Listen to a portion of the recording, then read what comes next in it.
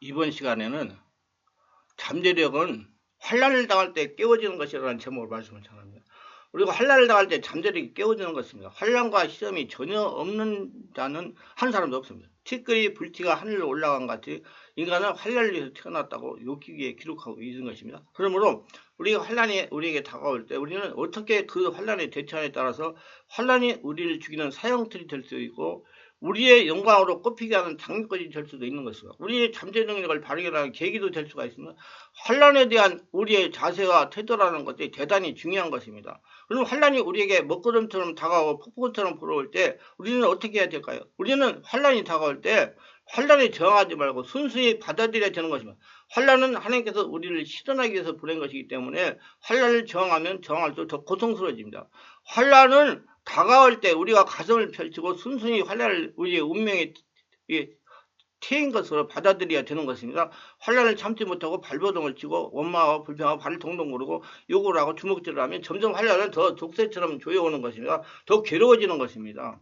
그리고 환란을 당할 때 우리는 환란을 인내로 시험해야 하는 것이기 때문에 인내해야 됩니다. 참아야 됩니다. 이스라엘 백성은 광야를 지날 때 참지 못하고 계속 원망불평을 했습니다. 광야라는 것은 이스라엘 백성이 가나안 땅이란 영광스러운 꽃을 피우기 위해서는 필히 통과해야 할 장미꽃과 가시밭입니다. 그런데 그들은 그것을 하나님이 주시는 한 과정으로 받아들이지 않고 광야를 지날 때 어려움을 당할 때마다 하나님 원망하고 불평하고 탄식하고 저항하며 우리 애굽으로 돌아가자고 반항했습니다. 그 결과로 그들은 환란의 족쇄에 조여서 광야에서 다 죽었습니다. 환란은 우리가 받아들이면 소화되고 우리 영양분이 될 수 있지만은 환란이 우리가 저항하면 그 환란의 족쇄에 묻혀서 죽게 됩니다. 여호수아 갈렙은 뭐라고 했습니까? 가나안 땅에 들어갈 때 가나안 땅에 그 높은 성벽과 네피lim 안악사둔 대장부를 지키고 있는 것과 그 토지의 주민을 삼키는 데 광야 같은 것을 보고 그들은 우리 먹이라고 그랬습니다. 밥이라고.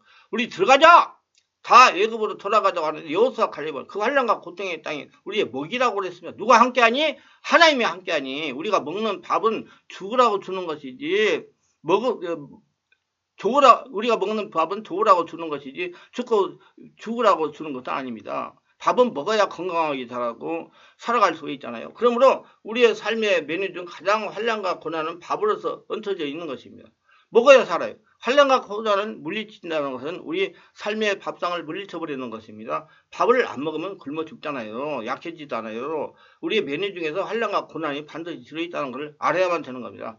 고린도서 10장 10절로 11절에 그들 가운데 어떤 사람이 원망하다가 멸망시키는 자에게 멸망하였나니 너희는 그들과 같이 원망하지 하지 말라. 그들에게 일어난 이런 일을 본보기가 되고 또 말세를 만난 우리를 깨우치기를 위하여 기록하인다고 말씀하고 있습니다. 그러나 우리 성경에 보면 환란을 소화해서 그 결로 큰 영광의 꽃을 피우는 사람이 있습니다. 욥입니다. 욥은 환란이 다가올 때 환란을 정하지 않고 그 심한 환란을 자기에게 보여준 하나님의 연단으로 받아들이는 것입니다. 야고보서 11절에 보라 인내하는 자를 우리가 복되다 하나니 너희가 욥의 인내를 만들었고 주께서 주신 결말을 보았거니와 주는 가장 자비하시고 긍휼히 여기신 자이시니라. 주님은 우리가 감당치 못할 시험당함을 허락지 아니하십니다.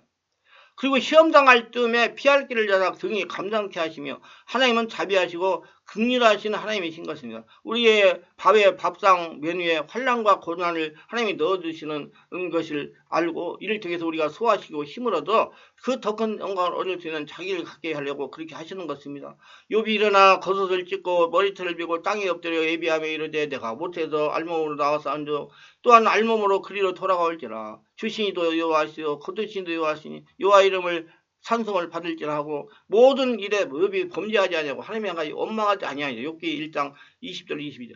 욥은 원망할 만합니다. 인간적인 면으로 봤을 때 있는 재산 다 잃어버리고 자식들 다 비명사하고 그에 보면 치료할 수 없는 병에 걸려서 옷을 입을 수 없을 만큼 골마 터졌습니다. 잿더미에 앉아가지고 기와장으로 몸을 긁고 있었으면 그는 폐가 망신했지만 어지간한 사람이면 하나님 원망했어요. 그 아내조차도 하나님 원망하고 죽으라고 하고 떠났습니다.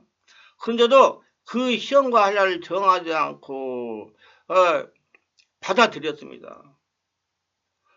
저항하지 않았어요. 그는 환란 중에 원망하는 어리석음을 행치 아니했으며 오히려 하나님의 주권적 인사에 겸허히 받아들였으면 하나님은 좋은 일만 보내주신 것이 아니라 시험과 고뇌도 보내주시는 것이므로 하나님을 찬양합시다. 하나님을 저항하지 않습니다. 하나님을 받아들입시다. 그렇습니다. 이르되 내가 못해서 알몸으로 나왔사온즉 또한 알몸이 그리로 돌아올 때라 주신이도 여호와시요 거두신이도 여호와시니 여호와 이름이 찬송을 받을지어다 하고 욥기 1장 21절 주셔서 좋을 때는 웃고 하나님께 감사하고 거두가실 때는 원망과 불평할 수가 있느냐. 내가 빈손 들고 어머니 뱃속에 나왔는데 갈 때는 또 빈손 들고 가지 않겠냐. 살아있는 동안 주님이 하나님이시오 거두가시는 이도 하나님이시니 그저 하나님께 감사할 것밖에 없다고 긍정적으로 그 할례를 바라고 원망하지 않았으며 그리고 그는 억센 할례 중에도 하나님을 찬미했습니다.